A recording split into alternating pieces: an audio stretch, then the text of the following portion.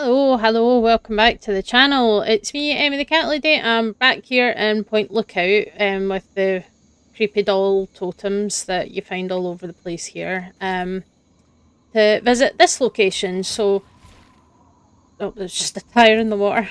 Um, okay, I'm just gonna make our way over here. So, we have discovered Marguerite's shack. That's exactly where we wanted to be.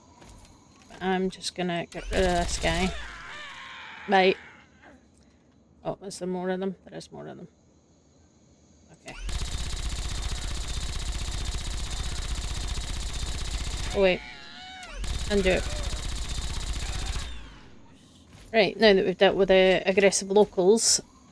So, Marguerite's shack is located kind of in the middle of the map, so I'll show you.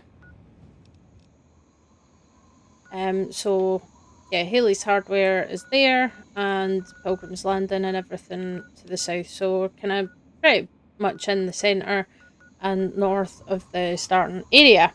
So, who wants a drink?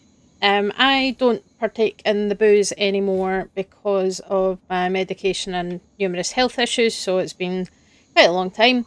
But the moonshine trade is actually alive and well here in Point Lookout.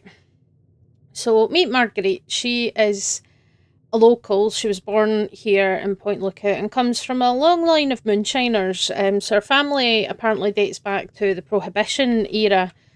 And she's not threatened by the swamp folk because they consider her a local, even though she's not quite the same as them. So, Prohibition, if you didn't know, is a thing that happened in the US between 1920 and 1933, where the production, sale, and importation of alcohol was completely banned. Basically, people decided to blame alcohol for all of society's problems, so they just outright banned it. Scotland could never.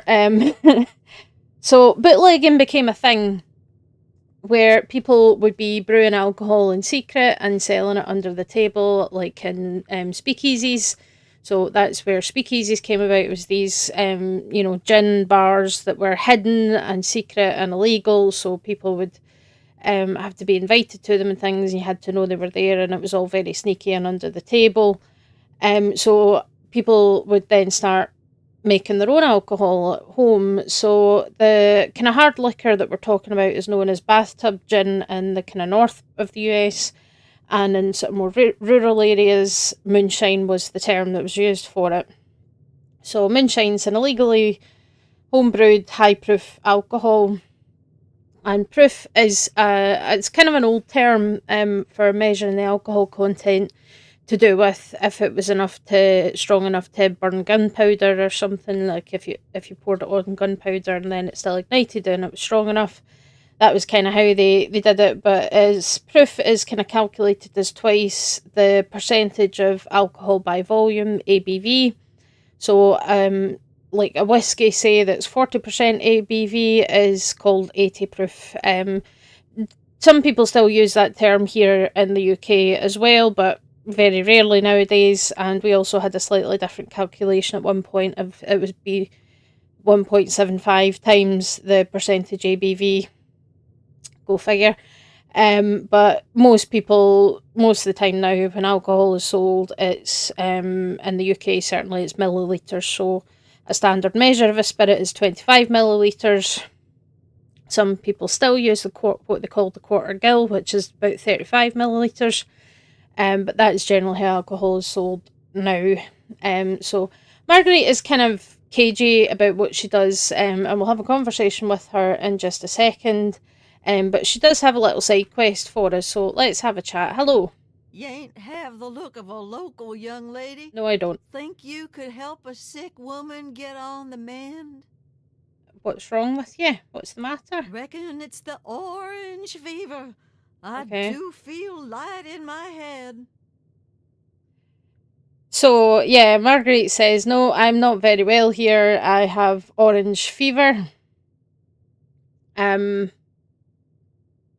So, there are fevers named after colours. Scarlet fever is a thing. Yellow fever is a thing. The mauve plague is not a thing. and neither is orange fever. It's not real. It's not a thing. So it's she says, "Can you help me out here?" And you can say, if you've got a high enough medicine skill of 70, you can call her out on her BS and say, "I've treated enough illnesses to know there's no such thing as orange fever." Now that is just an awfully rude thing to say, sweetie. And yeah, so you can say, "You're faking, we both know it, cut to the chase." No. No, sweetie. Okay. This is the orange fever, and unless I get somebody to help me whip up some tonic, I'm as good as dust for the grave. Okay, she's doubling down because I failed the speech check, but you can kind of talk her into admitting the truth. But anyway, sorry, I've just not heard of that. Maybe I can help. I reckon you can at that. I just need some help brewing up a little tonic. Okay, so, well, tell me more about you. Why, I'm just folk. What more is there? What do you think about Lookout? Things aren't wonderful, but I reckon it's hard all around. My family's lived hereabouts since, well before the war, and I reckon we'll be here a long time yet. And how bad is orange fever? Nothing you can catch, if that's what you're wondering. Marsh folk catch it all the time. Lucky my family has a special still pot for tonic making. So yeah, she's got a still for making tonic. Did you build it yourself? That old thing's been in my family for years and years. Well before the bombs, there was a time folks couldn't get no tonic by law, and my family did okay helping them get what they needed. There you go.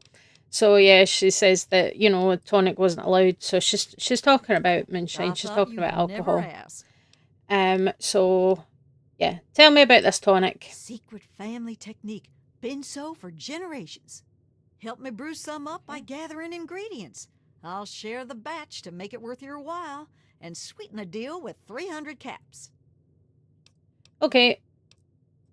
This and that. Let me know when you want to work out the details. I thought I just did. Yep.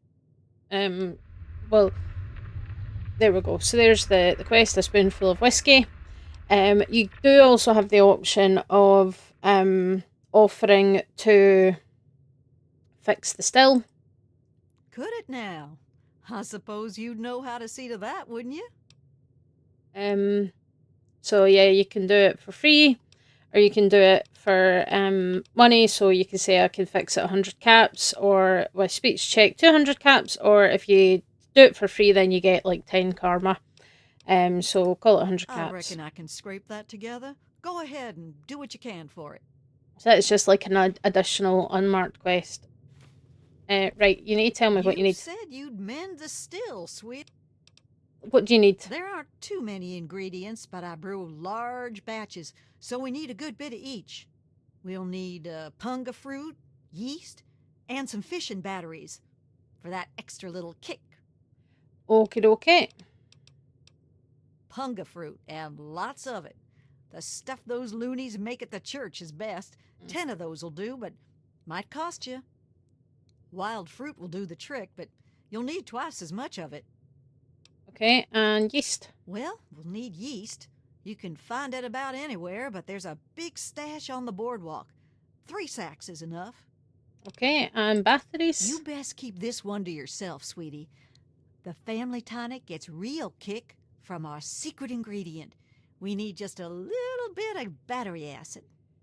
Oh, don't look like that now. You reckon I'd be around to tell you about it if it weren't safe enough? Bring me 6 fishing batteries and I'll scrape them into the mix. Okay, on it. I thought you'd never ask. Okay. Don't be a stranger now. So, yeah, I have questions about the batteries, but let's take a look at the stills. So this is obviously kind of a kitchen slash bathroom slash brewery, which is interesting. So, repair 44, we can repair the still, which she'll be happy about and she'll pay us. But we have to go and get a bunch of ingredients, and she wants fishing batteries, punga fruit, and 3 bags of yeast. So I'll have a quick check at my inventory to see if I have any of those things. I do actually have a couple of bottles of moonshine. So we've got 3 wild punga fruit. We need 20 or 10 refined punga fruits. We need 3 bags of yeast and fission batteries, which will be under miscellaneous. I don't have any of those things. I have an ink container. Interesting. I have no idea where I got that from. So, yeah, we need to go and source some of these ingredients for Marguerite here, which will be easier said than done. He's got whiskey. Oops. Okay, well, there's a wild bunga fruit. So I will have a hunt for these ingredients. We'll head back to the boardwalk first, I think. So while we're doing that, we're going to have a chat about a few things related to this. So you've got your shopping list, and Marguerite, I don't really understand why she's so cagey about you, you know, about her wanting to make moonshine, because first of all, prohibition has been over for an extremely long time. So, you know, alcohol was legal pre-war, which is why you find it everywhere. Also, it's 200 years after the apocalypse. There's no law whatsoever in the United States at this point, other than local kind of gung-ho laws that people make up and enforce by themselves. There's no, you know, and you're not the police, so why does it matter? It's kind of weird that she can't just come out and say, look, I want to make some moonshine, I need some ingredients, can you help me find them?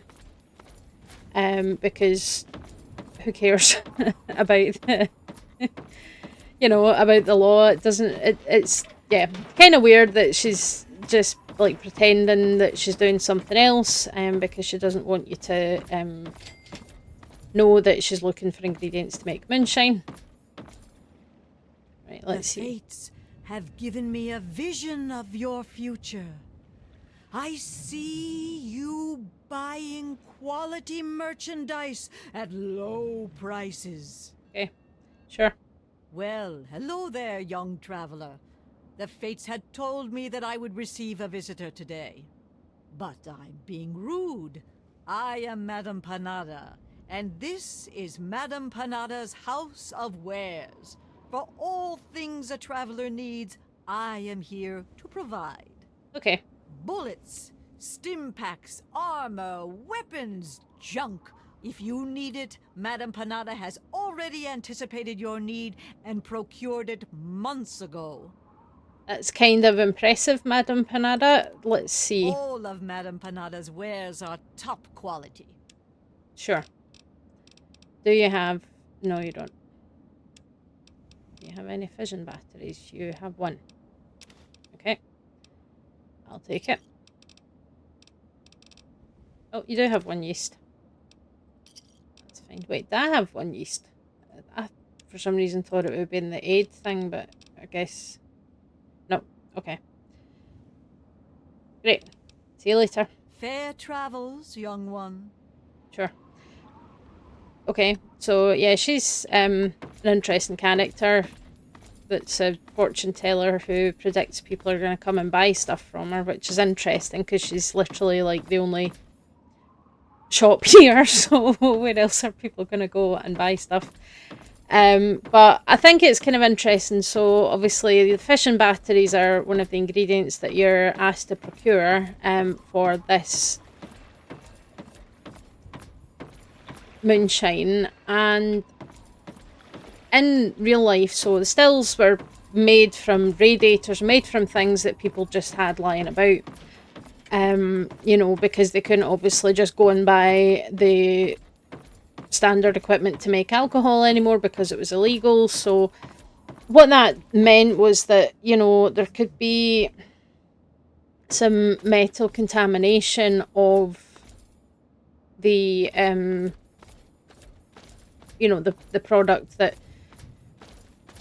there would be stuff in the that we get into the moonshine that isn't supposed to be there, heavy metals particularly. So, you know, excessive amounts of copper. I mean, your body does need a small amount of copper to function. That's you know, that's true, but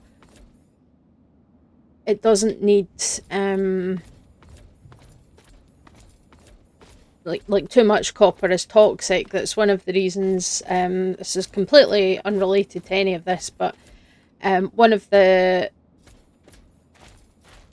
important survival things, if you ever find yourself in the Arctic, say, and I know this is probably unlikely for most people, but it's an interesting fact nonetheless, is that you know, whatever situation you are finding yourself in, do not eat the liver of any Arctic mammals. So polar bears, if you manage to, you know, kill one of them, Arctic foxes, Arctic rabbits, wolves, any animal that lives in that environment, because they have evolved a real capability to store massive amounts of copper safely in their liver and vitamin A. So if you eat that, then it's going to be toxic to you because you're not an Arctic mammal.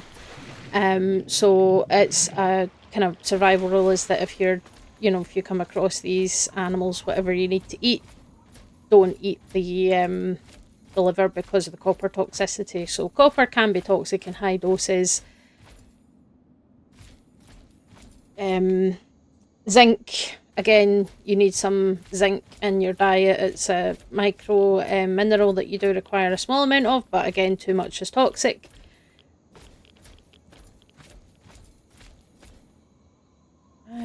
Why is it I can find tons of punga fruit here when I'm not looking for it, but when I'm looking for it, I can't bloody see any of it. Anyway, so zinc is a toxic element. Lead, which is well known, lead is poisonous. It causes serious harm to your nervous system. Oh, there is a fence there, it's just invisible. Or, well, it's not quite invisible, but it's hard to see.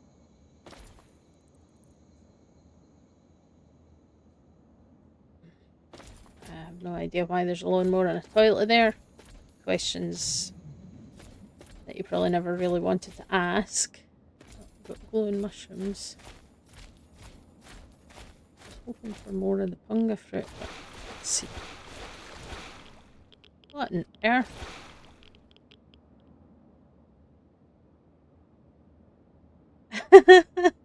What is this? I got an oven, cherry bomb, toy car, and damaged garden gnome. What on earth have I found? Oh. South of the Turtle Dove detention camp, so... Okay.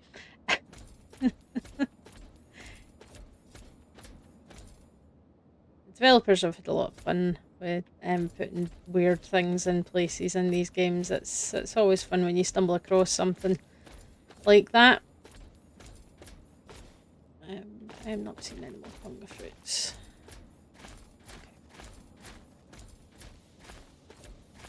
The map's not the biggest in this game, but, or in this DLC at least, it's quite a small map actually, but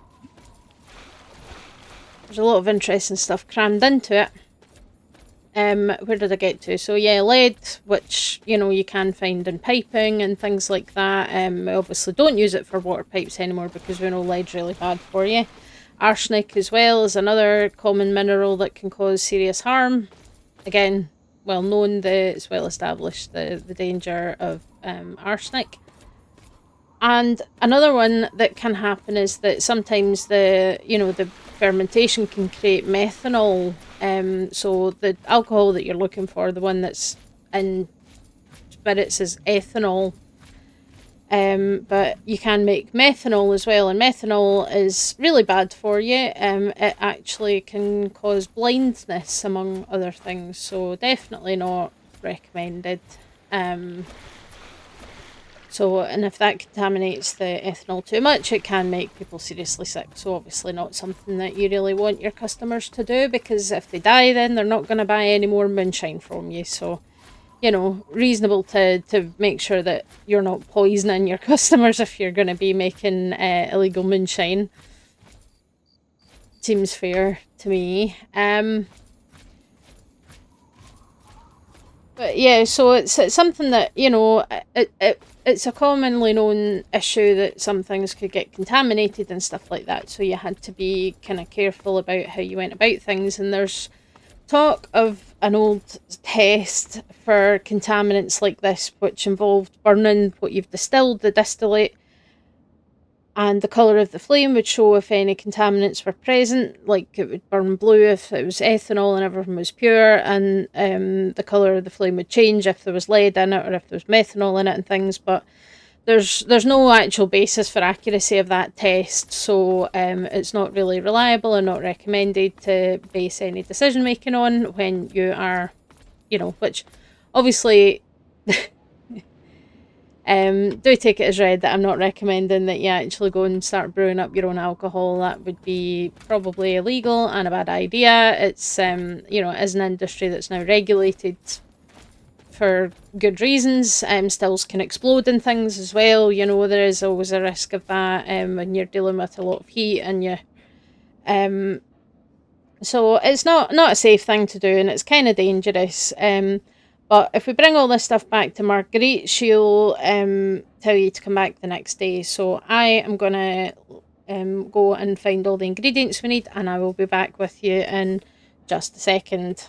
Okay, welcome back. So I managed to collect all the ingredients. I went to two places actually that were quite easy, which is the Grower's Shack over here near the Sacred Bog entrance. There's definitely plenty of punga fruit growing there. And then I also went to Blackhall Manor, which I've lost again. There. So I went to Blackhall Manor, which is where Obadiah is, and he sends you for the Krivbekna and all that kind of stuff. But actually has a lot of he had plenty of yeast and fission batteries inside his house as well. And because I said that I liked his architecture of his house, he was quite happy to let me wander freely. So now we have all the ingredients, so we're going to take them back to our friend Marguerite. Hello. Thanks for mending the still, sweetie. Here's your pay. You're welcome. Let's talk about the tonic. We need to gather up the ingredients. On it. Is this enough punga fruit? Wild fruit, eh? Just as good, if a slight weaker for flavor. Okay, we need to do this one by one. Here's your yeast. I see. Thank you kindly for these. And we need to gather up the ingredients. Don't know why I have to do this one by one. Here's the batteries. I thought so. Those things do carry a smell, don't they? Let me take them off your hands then. Yep. So how's that? Brewing low and slow, sweetie. Process takes about a day. Why don't you come back in a piece? Okay. So we're just gonna do that. Wait 24 hours. So yeah, bring all the stuff you get. Have to wait 24 hours and come back, and you'll get 6 jugs of moonshine, which is pretty fast work. I mean, I'm no expert, and my chemistry on this stuff was quite a long time ago, but I feel like it takes longer than 24 hours to brew strong alcohol, but I could be wrong. Because you have to let it ferment, and then you have to distill the alcohol off and all that kind of stuff. Good thing, sweetie. Tonic's brewed and bottled. Here's your pay and a cut of the batch. Enjoy it. Thank you very much. And yeah, that's one thing about this is that you complete the quest by doing it the first time, but it is actually repeatable, so you can ask for more. You're an eager one, ain't you? I have to let the still air out a few days between brews. Check back with me later. Yeah. So don't be a stranger now. Later on, you can come back with more ingredients for her, and she will make you some more moonshine. So let's have a look at the product here. It's quite a nice thing if you use. I don't tend to use alcohol and stuff in the games, but for people that do, because it does boost your strength and your charisma, so it could be helpful for specific speech checks and that kind of thing. So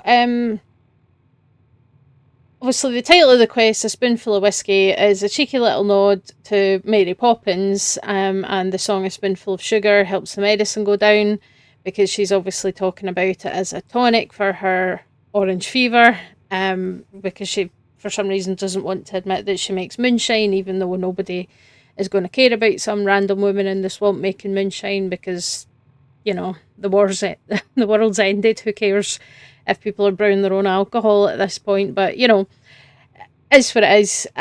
So it lasts for 4 minutes, and you get, as you can see, +2 charisma, +2 strength, and -2 intelligence.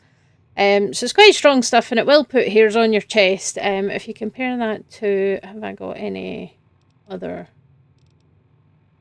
alcohol with me? No, I do not, because I don't tend to pick it up much because I don't really use it. But I think the effects are a wee bit stronger than like whiskey and whatnot. In fact, it's probably all marked as stealing, isn't it? Yeah, she's just picking it up off the ground. Anyway, I've got some whiskey bottles and some beers. But yeah, so it's strong enough and it'll put hairs on your chest. And it carries a 10% addiction chance, which is, I think, fairly standard for most alcohol in the games. That, you know, you have a sort of reasonable percentage chance of developing addiction, which is one of the kind of downsides to using them. So even though they can be beneficial from a gameplay point of view. My, look at you. Thanks. Right, I'm going to leave because you're getting a bit weird now. What's that? Okay. Interesting collection of stuff. Is that whiskey? That's empty bottles. Of course it is. So yeah, it's a fun little nod to the Prohibition era and, you know, how things worked in sort of rural communities in that time as well, that, you know, a lot of people were making their own alcohol. The weird thing about it is that she feigns illness, she makes up this random orange fever, which isn't a thing. I don't know, unless you could call it getting scarlet fever and yellow fever at the same time. But, you know, because who cares if people are making their own alcohol? People are making their own chems in this game. People just kill people for the fun of it.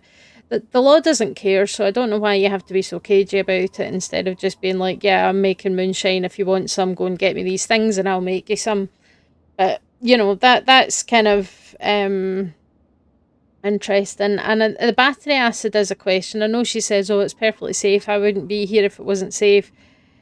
But battery ingredients are generally pretty toxic. It's one of the reasons, certainly, you know, as a vet, we would be concerned if we found that a dog had eaten a battery it was usually a dog, to be fair. Cats are usually smarter than that, but not always. But, you know, like, and same with children, you know, eat swollen batteries and things. It's always a concern, and you don't want to make them vomit in case the battery's leaking and then they inhale it, and it can be quite serious. And, you know, car batteries, or at least older car batteries, do contain lead, and that has led to, you do occasionally see cases of lead poisoning in livestock and cattle and the like, because of people dumping car batteries in the countryside. They dump them in fields, and then the lead leaches into the pasture and the animals get affected by it, stuff like that. And, you know, Prohibition was as long since ended. It ended in 1933.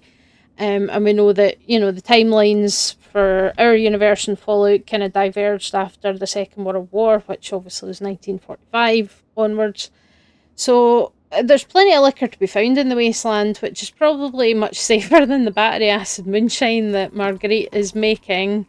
You know, so generally, if you want a recommendation, I would say just, you know, you can certainly find plenty of whiskey and vodka and all sorts dotted about the wasteland. That's probably safer. And alcohol doesn't really go off. It kind of works as a preservative in its own right. So, you know, but if you fancy some battery acid moonshine made with punga fruits, then come see Marguerite here. And it's even called the Moonshiner Shack. So she says it's a tonic. It's not a tonic. It's just moonshine. And if that's something that you want and you'd find useful, then that's how to get your hands on some stuff. And you can make it, you know, I've made 400 caps out of this as well, which is always a nice bonus. Can't really complain about that. So, yeah, that is Marguerite Shack. There's, I say, I find that thing with the cooker and the gnome. You do find the most random stuff sometimes, and that's one of the best things about this game, and that's why I wanted to look at some of these locations, because if you're just focusing on the main storyline and things and fast travelling back and forward, you can miss a lot of this stuff. But wandering the wasteland and just going and looking at things and wandering through, it's quite amazing what you can find, and that there's a lot of thought that's gone into, placing things in the wasteland. Because we've still got, there's the lighthouse, which is kind of an interesting location. We've got a campsite there. Because I did take on this character, I took that perk that gives you all the locations that exist. So, in the Arkendov Cathedral, but there's stuff there. Truck wreckage. Just flooded sinkhole, that always will be a fun place to visit. And then there's Dove Delta, so there's stuff right at the edge of the map and stuff as well. So there's still quite a lot to explore in Point Lookout, and who knows what we're going to find and stumble across on the way. So yeah, hope you guys enjoyed this. Any thoughts, any interesting things you've come across, definitely let me know. Comments are always open to stuff like that, and the kind of community tab as well. And thanks for watching, and I'll see you all next time. Bye.